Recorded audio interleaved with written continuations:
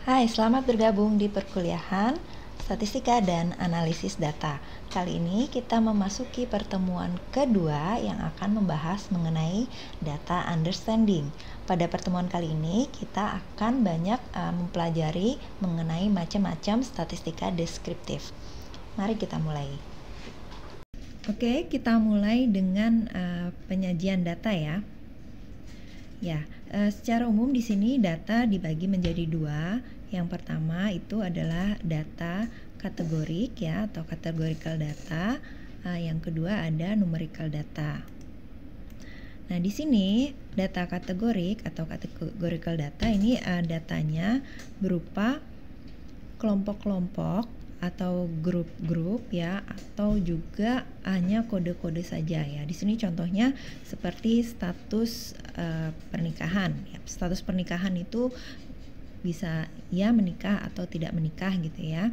Lalu apakah Anda terdaftar sebagai voter atau tidak? Itu juga ya dan tidak ya. Lalu warna mata bisa warnanya biru, hijau, coklat ataupun hitam. Oke. Kita masuk ke data yang sifatnya numerikal ya. Jadi memang di sini datanya berisi angka-angka dan angka-angkanya memiliki arti. Yang pertama itu adalah data yang diskret ya. Diskret di sini dia bentuknya cacahan. Contohnya jumlah anak. Nah, jumlah anak ini di dalam satu keluarga bisa 4 anak atau 5 anak ya. Tidak mungkin kita menyatakan ada 4,5 anak atau 4,25 anak ya. Nah, bentuk yang satu lagi adalah kontinu ya.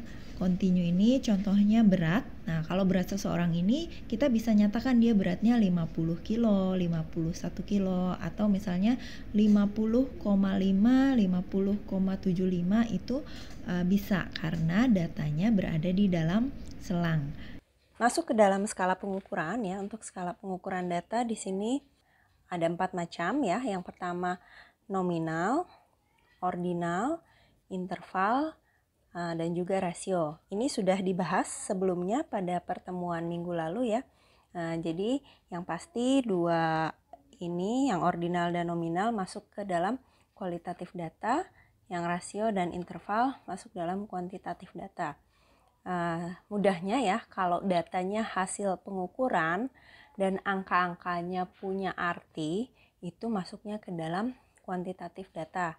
Tapi kalau hanya angka-angkanya hanya kode atau pencatatan seperti nomor KTP gitu, itu tidak termasuk ke dalam data kuantitatif.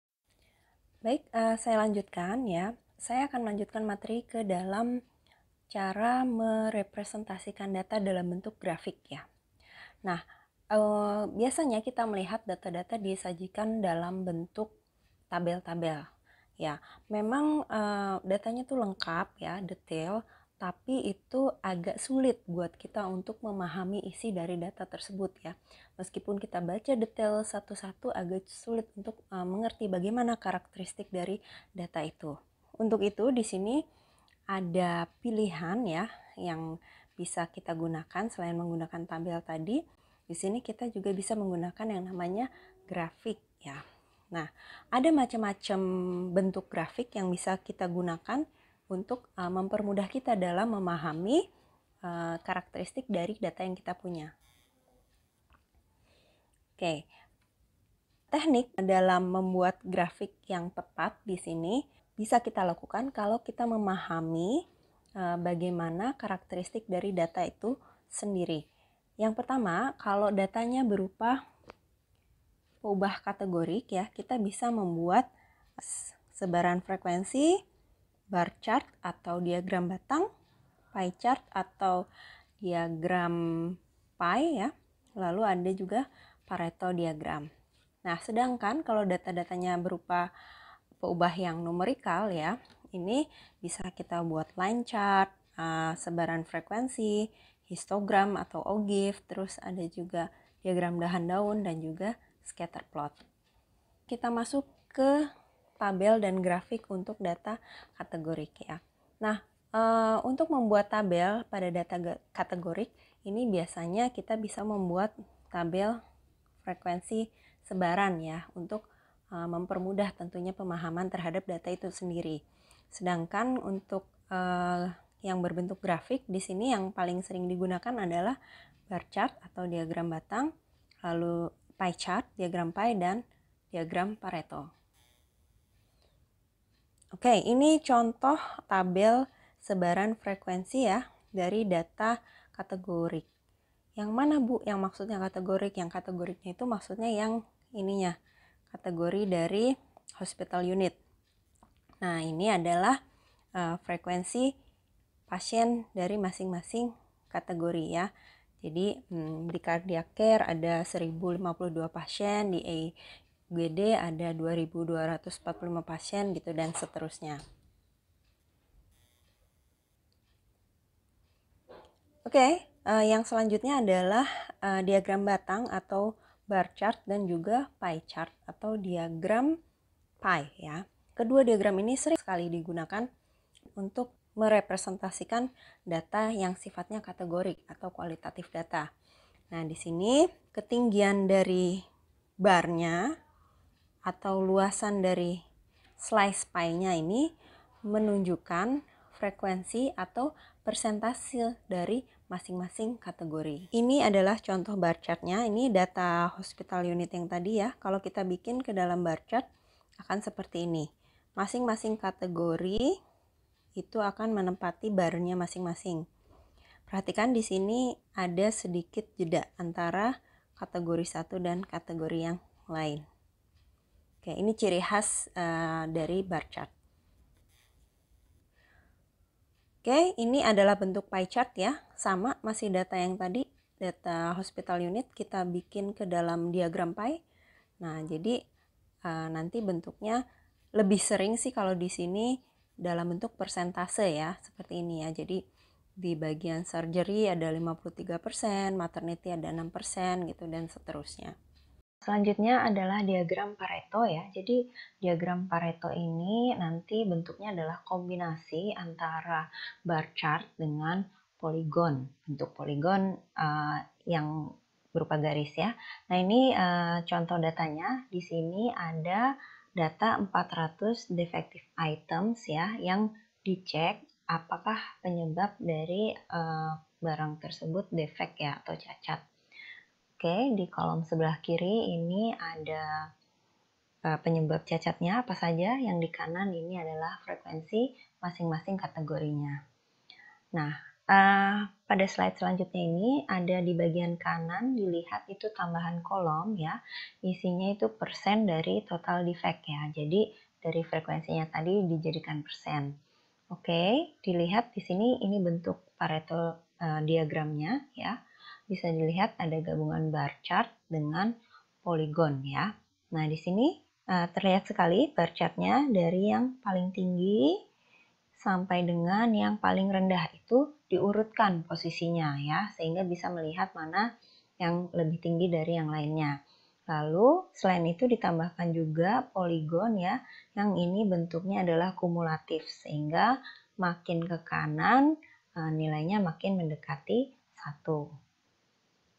Oke, seperti itu ya. Oke, saya lanjut. Di sini ada grafik untuk data time series ya. Bentuk dari grafik data time series ini berupa garis atau line chart ya.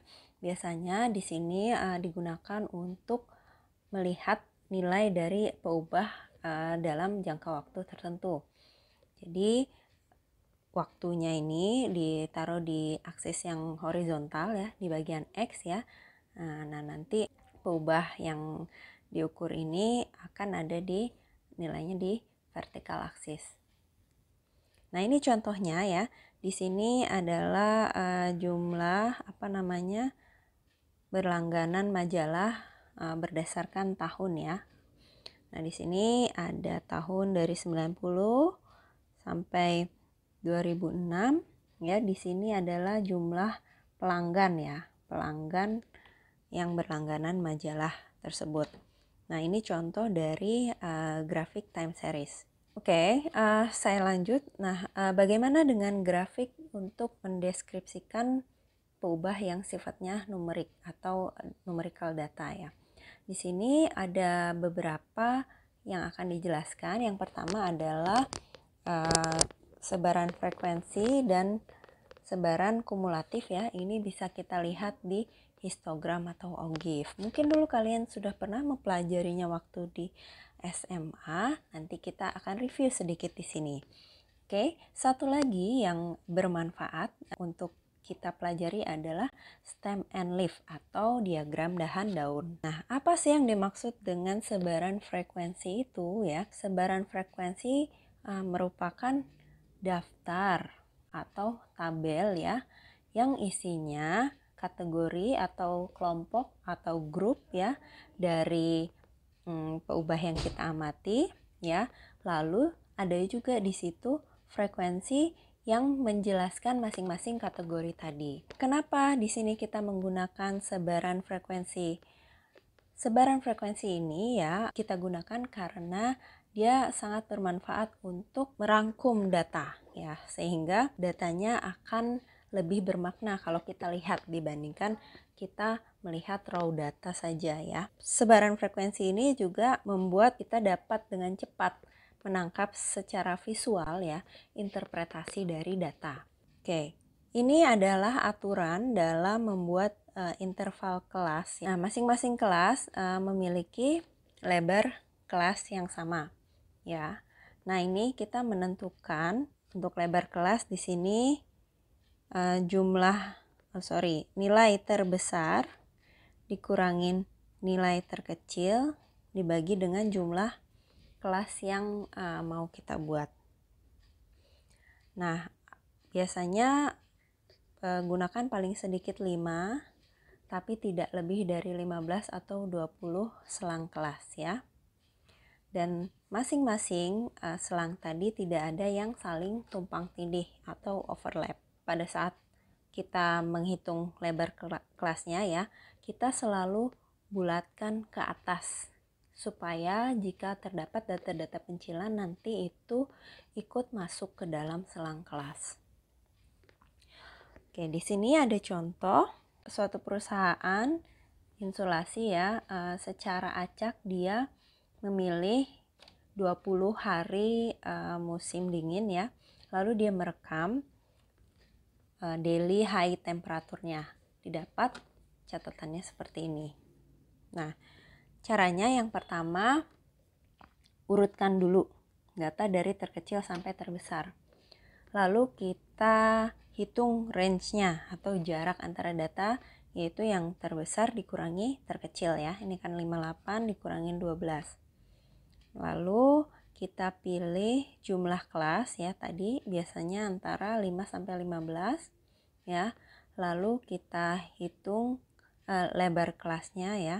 Lebar kelasnya di sini ditentukan 10 ya. Dari mana dapat 10 ya? Ya, ini tadi kan range-nya kita hitung sebesar 46 ya. Lalu jumlah kelasnya kita pilih 5 sehingga 46 dibagi 5 itu hasilnya dibulatkan ke atas. Jadi kita dapatkan nilainya 10. Lalu kita tentukan selang antara kelasnya itu dari berapa sampai berapa.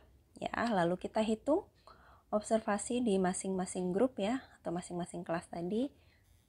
Oke, nah ini hasilnya seperti ini ya. Frekuensi ini adalah jumlah dari data yang ada di kelompok tersebut. Nih, kita lihat yang pertama, 10 but less than 20 ya. Berarti kurang dari 20. Yang ini ada 3. Terus 20 but less than 30. Berarti ini segini. Ada 6. Seperti itu ya, dan seterusnya. Oke. Lalu frekuensi relatif ini didapat dari mana? Ini didapat dari 3 dibagi dengan 20.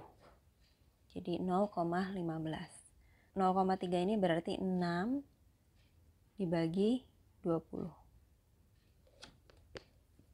Oke, seperti itu ya. Nah, untuk percentage ini didapatkan dari frekuensi relatif dikalikan dengan 100%. Jadinya sini makanya 15.